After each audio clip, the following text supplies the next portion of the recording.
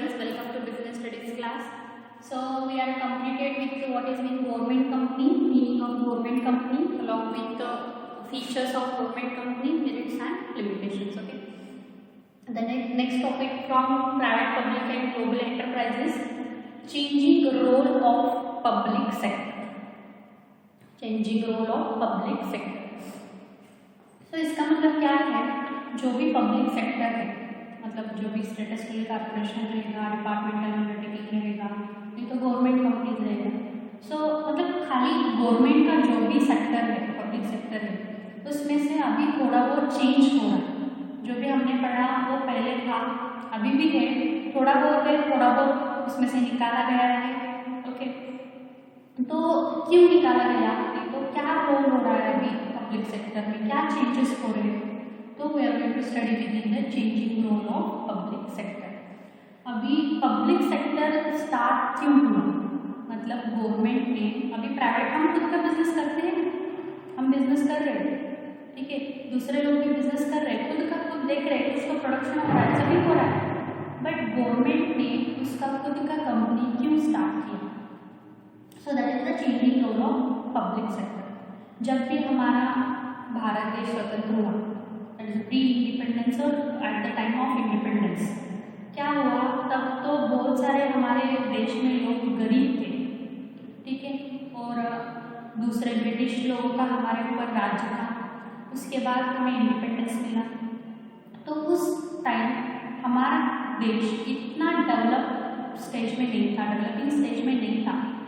Okay, सो तब जो भी गवर्नमेंट थी, कांग्रेस सरकार थी, कांग्रेस का गवर्नमेंट था, वो that is the first after independence. तो उन्होंने क्या डिसाइड किया, मतलब अभी हमारा देश का डेवलपमेंट होना चाहिए तो हमें बिजनेस में ज़्यादा फोकस करना चाहिए.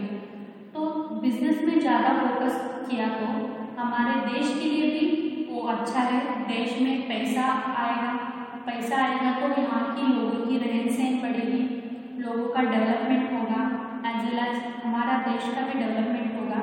इसलिए उस बार जो भी गवर्नमेंट थी उन्होंने डिसाइड किया कि हम पब्लिक सेक्टर ओपन करेंगे, मतलब पब्लिक सेक्टर गवर्नमेंट से, मतलब गवर्नमेंट की तरफ से हम बिजनेस करेंगे, तो उसकी वजह से लोगों को काम भी मिलेगा, हमारे देश को पैसा भी मिलेगा और ऑटोमेटिकली हमारा देश का ग्रोथ भी होगा.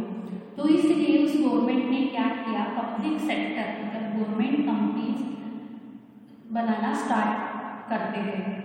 तो उस टाइम प्राइवेट सेक्टर क्यों नहीं आया हुआ, क्योंकि तब इतने लोग अमीर नहीं थे, उनके पास इतना पैसा नहीं था. सभी मैक्सिमम उस प्री इंडिपेंडेंस टाइम के सभी हमारे देश के लोग उतने रिच कोई भी नहीं था. तो बिजनेस स्टार्ट करने में तो पैसा इन्वेस्ट करना पड़ेगा, तो लोगों के पास उतना पैसा नहीं था.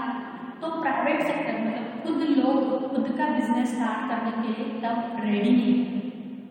They are not willing to do their own business, क्योंकि उनको नॉलेज भी नहीं था, मतलब एजुकेशन कम था, नॉलेज नहीं था, टेक्नोलॉजी नहीं थी उस टाइम पे, एंड मोस्ट इम्पॉर्टेंट थिंग पैसा नहीं था. तो पैसे के कारण की वजह से, क्योंकि बिजनेस स्टार्ट करने के लिए तो पैसा ज़्यादा इन्वेस्ट करना पड़ता है, तो पैसा नहीं है, इसलिए जो भी प्राइवेट लोग थे, हम सामान्य जनता है, वो लोग बिजनेस स्टार्ट करने के लिए नहीं आए, आगे नहीं आए. तो गवर्नमेंट को ये लगा कि now it is responsibility of government to start the public sector. तो गवर्नमेंट को लगा कि लोग तो खुद का पैसा डाल के बिजनेस करने वाले हैं नहीं, तो वो खुद का बिजनेस नहीं करेंगे तो हमारा देश डेवलप कैसे होगा. इसलिए जो भी गवर्नमेंट थी उन्होंने डिसाइड किया कि जो भी पैसा है गवर्नमेंट का वो बिजनेस में इन्वॉल्व करते हैं. बिजनेस स्टार्ट किया तो हमारे लोगों को, हमारे देश के लोगों को काम भी मिलेगा, तो उनको काम मिला है तो उनको अच्छा पेमेंट भी मिलेगा, तो उनका खुद का डेवलपमेंट भी होगा, और उनका डेवलपमेंट होने की वजह से हमारा देश का भी डेवलपमेंट होगा. सो इसलिए जो भी गवर्नमेंट थी उन्होंने पब्लिक सेक्टर के थ्रू बिजनेस चलाना स्टार्ट करते गए. तो बिजनेस स्टार्ट हुआ, सभी एक्टिविटीज आधार. उस टाइम गवर्नमेंट कंपनी ने 70 कंपनीज और 70 बिजनेस स्टार्ट किया उस टाइम, जब भी हमारा भारत देश स्वतंत्र हुआ. तो अब क्या हो रहा है, उस 17 कंपनी जो भी थी वो प्राइवेट लोगों को बिक के मतलब सेल्स कर रहे प्राइवेट लोगों को। 17 में से एक हुआ, मतलब जो भी बाकी सारा कंपनी था वो दूसरे लोगों को सेल कर रहे थे, दूसरे लोगों को बिक रहे थे। उसके बाद 3 हुआ, वो भी उसके बाद अभी बिक रहे। अभी एक ही प्राइवेट, एक ही पब्लिक सेक्टर, एक ही गवर्नमेंट का बिजनेस रहा है अब तक। ठीक है, मतलब इस गवर्नमेंट ने बिजनेस स्टार्ट किया, दूसरे गवर्नमेंट जब इलेक्टेड हुआ, दूसरे गवर्नमेंट आया, तब उन्होंने वो कंपनी था जो भी पब्लिक कंपनी था वो लोगों को पैसे के मतलब थोड़ा पैसा लेने को लोगों को बेच रहे थे, प्राइवेट सेक्टर में बेच रहे अभी। Okay, so that is the changing role of public sector. तो पब्लिक सेक्टर का रोल कैसे चेंज हुआ, फर्स्ट देखते हैं कि क्यों स्टार्ट हुआ, तो उसके बाद लास्ट पॉइंट में देखेंगे कि अभी का सिचुएशन क्या है, today's scenario about the public sector. So first है डेवलपमेंट ऑफ इंफ्रास्ट्रक्चर। तो जब भी हमारा इंडिया इंडिपेंडेंट हुआ तब जो भी इंफ्रास्ट्रक्चर हमारे देश में था वो it is in very bad condition, otherwise it is not there. मतलब हमारा इंफ्रास्ट्रक्चर ही नहीं था, मतलब प्रॉपर कम्युनिकेशन चैनल नहीं था, रेलवे रूल्स नहीं थे, रेलवेज नहीं था, पेट्रोलियम नहीं था, नहीं तो यूटेलिटी का कम्युनिकेशन नहीं था, ट्रांसपोर्टेशन नहीं था, इंडस्ट्रीज नहीं था, बहुत सारी चीज़ें हमारे देश में नहीं थी, वो डेवलप करना इम्पॉर्टेंट था। But just I told the thing, private लोग जो थे वो ये बिजनेस करने के लिए इंटरेस्टेड नहीं थे, क्योंकि उनके पास उतना पैसा नहीं था, पैसा है तो भी उनके पास उतना नॉलेज नहीं था। तो प्राइवेट लोग तो रेडी नहीं थे बिजनेस करने के लिए, तो गवर्नमेंट को लगा कि ये हमारी अभी जिम्मेदारी है कि ये सभी इंफ्रास्ट्रक्चर हमारे देश में डेवलप करना, मतलब ट्रांसपोर्टेशन फैसिलिटी देना, मतलब व्हीकल्स के, कम्युनिकेशन फैसिलिटी देना, what are the telephones, letters, post office, okay, industries for production purpose of any product, power plant मतलब इलेक्ट्रिसिटी जनरेट करना स्टार्ट हुआ, रेलवे स्टार्ट हुआ। सो पेट्रोलियम तो हमारे देश में इतना नहीं मिलता, तो हमें बाहरी देश से हमें परचेज करना पड़ेगा। तो प्राइवेट सेक्टर तो कोई भी ऐसे परचेज करने के लिए रेडी नहीं था, गवर्नमेंट ने रिस्पॉन्सिबिलिटी जहाँ भी पेट्रोलियम प्रोडक्ट्स अवेलेबल है वहाँ से इम्पोर्ट करना स्टार्ट कर दिया। तो ये इंफ्रास्ट्रक्चर जो भी है हमारे देश का वो स्टार्ट हुआ। तो प्राइवेट सेक्टर में क्या था, they are not willing for the heavy investment, उनका इच्छा ही नहीं थी, उनकी विश ही नहीं थी कि इस बिजनेस में उनका पैसा इन्वेस्ट करो, उनकी विश नहीं थी, क्योंकि एक तो प्रॉपर नॉलेज नहीं था और पैसा भी इतना नहीं था, क्योंकि इसकी वजह से वो जो भी प्राइवेट लोग थे, सामान्य लोग थे, वो खेती ही करते थे उस टाइम। ओके, उनको वही बिजनेस अच्छा लगता था, बाकी बिजनेस में वो हम खुद का नॉलेज मतलब खुद बाकी बिजनेस करने के लिए रेडी नहीं थे, क्योंकि इन्वेस्टमेंट बहुत सारी है।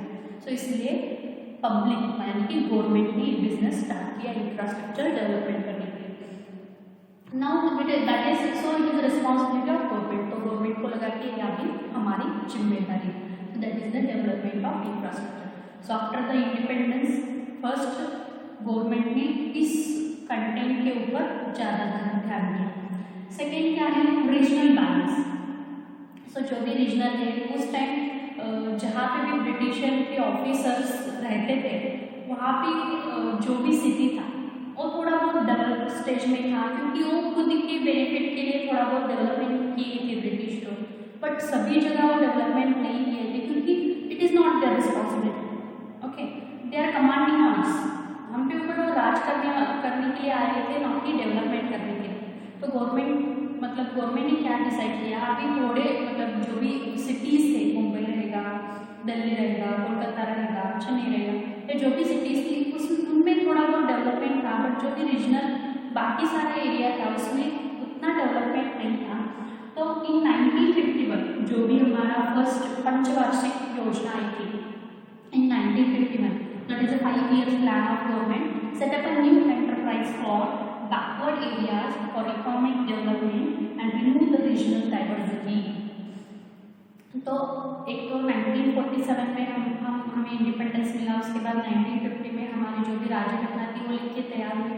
सो उसमें जो है 1951 जो भी हमारा फर्स्ट 5 year प्लान था, पंचवार्षिक योजना थी, तो उसमें सेटअप किया गया कि एंटरप्राइज करने के लिए मतलब जो भी इंडस्ट्रीज इस्टेब्लिश करने के लिए इंडस्ट्रीज इन बैकवर्ड एरियाज, जो भी बैकवर्ड एरियाज था वहाँ पे इंडस्ट्रीज डेवलपमेंट करने के लिए फोकस दिया गया, क्योंकि वहाँ के लोगों को काम मिलना चाहिए। वहाँ के लोगों को काम मिला तो उनके पास पैसे आएंगे, तो उस पैसे से वो खुद का डेवलपमेंट कर सकते हैं। सो इसलिए मोस्टली बैकवर्ड एरियाज में फोकस किया गया। So it remove the regional diversity, मतलब शहर के लोग काम करते थे, उनको पैसा मिलता था, उनका रहन सहन अच्छा था, बट गांव के लोगों का क्या, उनको काम नहीं है, पैसा हाथ में नहीं, तो खुद का डेवलपमेंट कैसे करेंगे। तो रीजनल अदरवाइज बैकवर्ड एरियाज में इंडस्ट्री स्टार्ट करने की वजह से they also employed, they also got the job, and with that job they got a money, and ultimately they are going to develop themselves. So third क्या है, economic of scale. So economic of scale का मतलब क्या है, optimum use of resources. तो resources का मतलब आपको पता है, जो भी साधन बोलते हैं, जो भी इजीली अवेलेबल है, मे बी लैंड रहेगा, वाटर रहेगा, इलेक्ट्रिसिटी रहेगा, मतलब सनलाइट रहेगा, विंड रहेगा। सो जो भी रिसोर्सेज नेचुरली अवेलेबल है, पैसा रहेगा, these are not naturally available, but जो भी चीज़ें नेचुरली अवेलेबल है उसका इस्तेमाल करना चाहिए, that is the optimum use of resources. So जो भी रिसोर्सेज अभी naturally not include, resource include all the capital और एवरीथिंग इट इंक्लूड। सो जो भी चीज़ें हमारे पास अवेलेबल है उसका ज़्यादा से ज़्यादा कैसा इस्तेमाल करेंगे, उसको हम क्या बोलेंगे, इकोनॉमिक ऑफ स्केल। ओके, तो जो भी लार्ज स्केल इंडस्ट्री थी, just like power plants, that mean electricity, natural gas रहेगा, पेट्रोलियम रहेगा, रिक्वायर्ड ह्यूज कैपिटल। तो इस चीज़ में, इस बिजनेस में जो भी पैसा इन्वेस्टमेंट होने वाला था वो बहुत सारा पैसा होता था। सो हमारा रिसोर्सेज कितना है, हमारे पास अवेलेबिलिटी ऑफ फंड्स कितना है, वो देख के ये चीज़ें स्टार्ट करने की आवश्यकता थी वहाँ पे। मतलब लाइट तो चाहिए, तो पावर प्लांट चाहिए, नेचुरल गैस चाहिए, पेट्रोलियम प्रोडक्ट्स चाहिए, तो इन चीज़ों के ऊपर मोस्टली ध्यान दिया गया है। नेक्स्ट है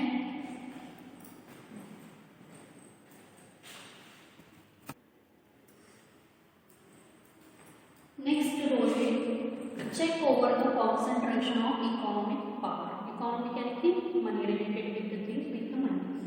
तो प्राइवेट सेक्टर में क्या रहा, लेस रिलेटेड, क्योंकि प्राइवेट लोग इंटरेस्टेड नहीं थे बिजनेस में इन्वेस्ट करने के लिए, क्योंकि उनके पास पैसा नहीं था, क्योंकि wealth is in few hand. But see, अभी प्राइवेट जो भी पब्लिक था, मतलब प्राइवेट लोग थे, हमारे सामान्य जनता, वो बिजनेस करने के लिए रेडी नहीं थी, क्योंकि उनके पास पैसा नहीं था। और जिनके पास पैसा ज़्यादा था वो रेडी हुए, हम बिजनेस करते वो रेडी हुए, बट उनके पास पैसा ज़्यादा होने की वजह से उनका ही ग्रोथ होगा ना, बाकी सारे लोगों का तो ग्रोथ ही नहीं होगा। मतलब जो गरीब है वो गरीब ही रहेंगे, जो अमीर है वो अमीर ही होते जाएंगे। सो इकोनॉमिक बैलेंस गरीब और अमीर के बीच में कुछ भी नहीं रहेगा, क्योंकि बिजनेस कौन स्टार्ट करने वाला था, जिसके पास पैसा था। जो पैसा है उन्होंने ही बिजनेस स्टार्ट किया, तो उनका ही, मतलब it wealth is in few hand, मतलब थोड़े लोगों का ही डेवलपमेंट पॉसिबल है। ऑलरेडी दे आर डेवलप, जो भी अमीर लोग हैं उन्होंने बिजनेस स्टार्ट किया तो उनका खुद का ही डेवलपमेंट होगा ना, तो थोड़े लोगों का ही डेवलपमेंट होगा, ऑल ओवर कंट्री का डेवलपमेंट नहीं होगा। और मोनोपोलिस्टिक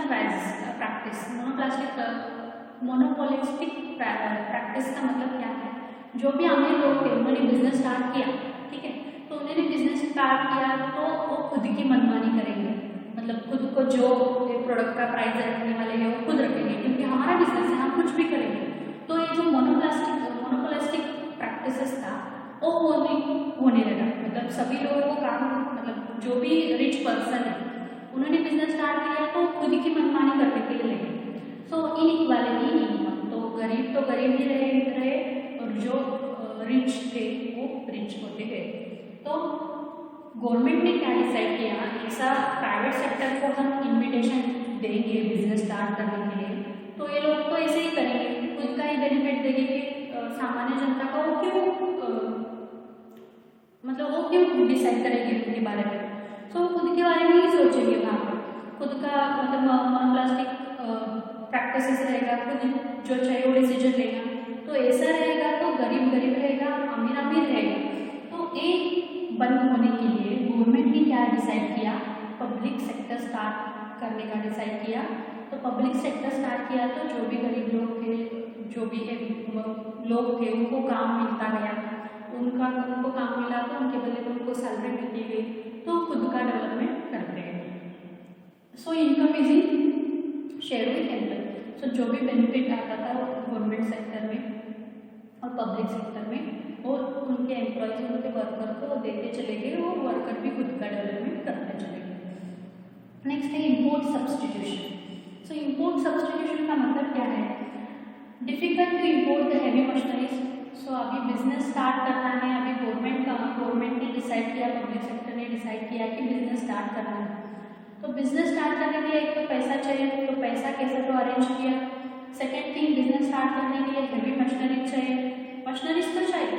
तो हमारे देश में तो अनएजुकेटेड पीपल थे, अनलिटरेट पीपल थे, उनको नॉलेज मतलब इतना एजुकेशन नहीं हुआ था उनका, तो हमारे देश में मशीनरीज डेवलपमेंट नहीं हुआ था। तो बिजनेस स्टार्ट करना है तो मशीनरीज लगेंगे, तो मशीनरीज लगेंगे तो हमें बाहरी देश से वो इम्पोर्ट करना पड़ेगा, बाहरी देश से वो लाना पड़ेगा। तो हेवी मशीनरीज तो बाहरी देश से कैसे लाएंगे हम? अभी बड़ा बड़ा मशीनरी है, हम कैसे लाएंगे हमारे देश में? It is impossible. तो गवर्नमेंट ने क्या किया, इसका सब्सटीट्यूशन निकाला, मतलब बाहरी देश से मशीनरी लाने के बजाय हम वो मशीनरी हमारे देश में ही बनाएंगे, हमारे देश में ही तैयार करेंगे। सो वो जो भी इम्पोर्ट सब्सटीट्यूशन था बाहरी देश से हमारे देश में लाना, वो वहाँ पे बंद हुआ। सो उसकी वजह से क्या हुआ, हम खुद हमारे देश में इंजीनियरिंग स्किल्स डेवलप करना स्टार्ट हुआ। So difficult to import the heavy machinery, so public sector involve in heavy engineering which would help to import the substitution. So जो भी हेवी मशीनरीज नहीं ला सकते थे वो हमारे देश में मशीनरीज बनना स्टार्ट हुई। सो उसमें एसटीसी और एमएफटीसी ये दो कंपनी है हमारे देश का, बहुत ओल्ड कंपनीज है, that is state trading corporation and metals and minerals trading corporation. इन दो कंपनी ने हमारे देश के डेवलपमेंट के लिए placed a very important role for the development of our country. इन दो कंपनी की वजह से हमारा देश अभी ज़्यादा डेवलपिंग स्टेज में थे। Okay, the next role is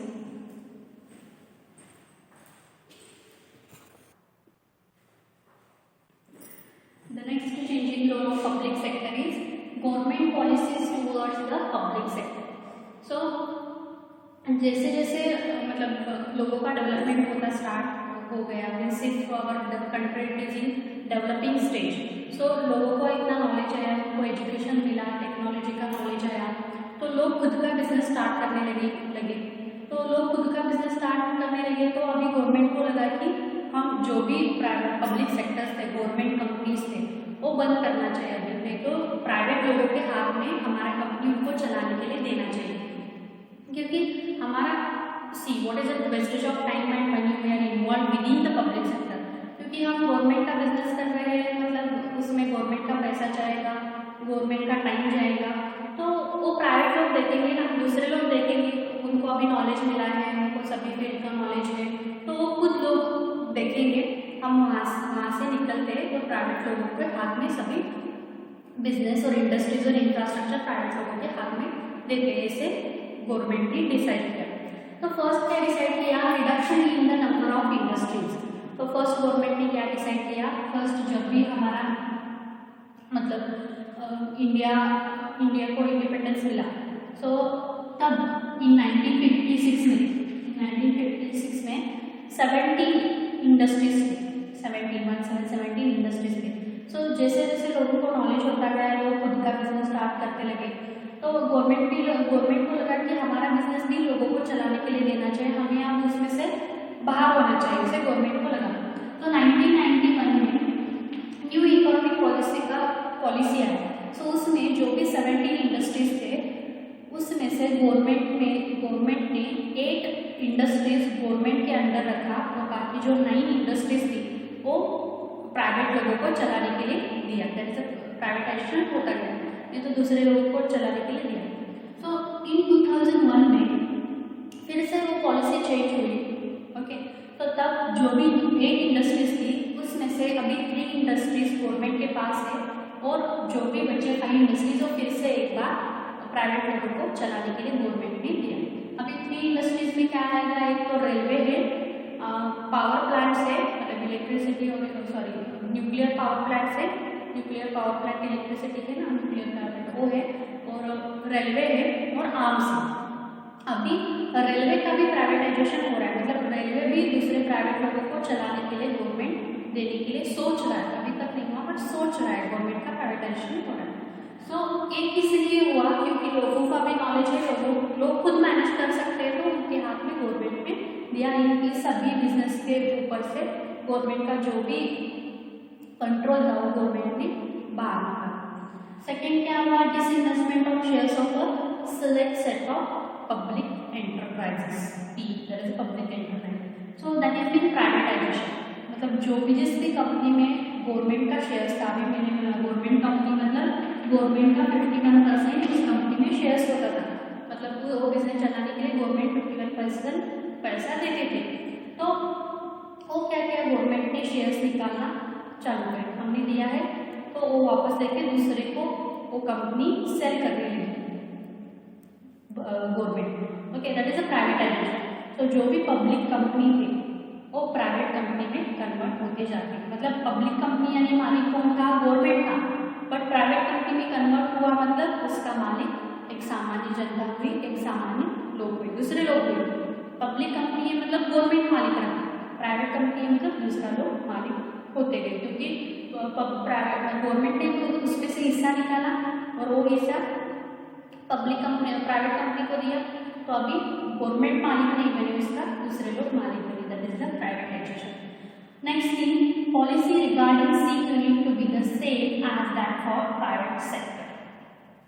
so जो भी सी यूनिट थी, सी यूनिट यानी कि जो भी बिजनेस उनको लॉस हो रहा था, गवर्नमेंट ने बिजनेस स्टार्ट किया तो उनको लॉस हो रहा था, वैसे यूनिट गवर्नमेंट ने क्या डिसाइड किया, वैसे यूनिट वैसे बिजनेस बंद करना चाहिए, वैसे गवर्नमेंट ने डिसाइड किया। तो बंद करना चाहिए तो कौन सी यूनिट बंद करना चाहिए, कौन सी यूनिट रखना चाहिए, ये काम करने के लिए गवर्नमेंट ने BIFR करके एक इंस्टीट्यूशन है, उसके ऊपर एक काम दिया। जो भी सी यूनिट थे, जो भी बिजनेस गवर्नमेंट का लॉस में थी, तो उनको एक काम दिया कि उनको डिसाइड करने के लिए बोला कि जो भी हमें लेस प्रॉफिट है तो लॉस हो रहा है, वो बिजनेस क्या करना है उसका डिसीजन आप ले लो करके BIFR, board of industrial and financial reconstruction, तो उनके हाथ में गवर्नमेंट ने सब दिया कि जो भी सी यूनिट थे, जिसको जिस भी बिजनेस में लॉस हो रहा है वो कंपनी बंद कर लो, नहीं तो दूसरे कोई प्राइवेट लोगों को वो कंपनी सेल कर लो, इसे इस BIFR को गवर्नमेंट ने दिया। तो जो भी जिस भी कंपनी में बहुत सारा लॉस होता था वो कंपनी बंद किया गया, और जो भी कंपनी में थोड़ा बहुत लॉस है हम रिपेयर कर सकते हैं और अच्छा काम किया तो उसको प्रॉफिट मिलेगा, ऐसा कंपनी प्राइवेट लोगों को चलाने के लिए दिया। बट जो भी कंपनी बंद किया, उस कंपनी में उस बिजनेस में जो भी काम करने वाले लोग थे, उनको वो कंपनी बंद करने की वजह से उनको उनका काम तो चला गया ना, तो वो लोग उसके लिए अपोज करने लगे, कंपनी नहीं बंद करना, नहीं बंद करना, ऐसे अपोज करने लगे। तो उन लोगों के लिए गवर्नमेंट ने क्या डिसाइड किया, उनको फंड दिया, नहीं तो वॉलंटरी रिटायरमेंट दिया, रिटायरमेंट के बाद जो भी फैसिलिटी देते हैं पेंशन वगैरह, वो उन वर्कर्स को देने के लिए स्टार्ट किया। सो ये डिसीजन BIFR ने दिया है। सो एग्जाम में आपको BIFR का लॉन्ग फॉर्म पूछते हैं, please keep it in mind के 1 मार्क के लिए लॉन्ग फॉर्म पूछते हैं। नेक्स्ट उसके बाद memorandum of understanding, that is MOU, that is also 1 mark के लिए एग्जाम में क्वेश्चन पूछते हैं MOU। सो MOU एक एग्रीमेंट है, it is one kind of agreement. तो उसमें क्या डिसाइड किया गया, जो भी पब्लिक कंपनी थे उनको फ्रीडम दिया गया, मतलब उनको एक टारगेट सेट किया, जो भी गवर्नमेंट कंपनीज थे उन वहाँ पे जो भी काम करने वाले लोग थे उनको एक टारगेट दिया गया, ये टारगेट आप अचीव करोगे, ये टारगेट आपका कंप्लीट होगा तो आपको टोटल फ्रीडम मिलेगी।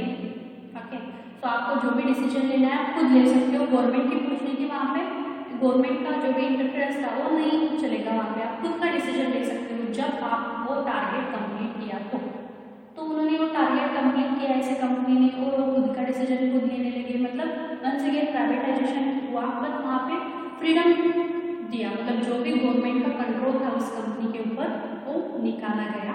सो that is the memorandum of understanding. So I hope you got the clear concept about what are the roles of public sector.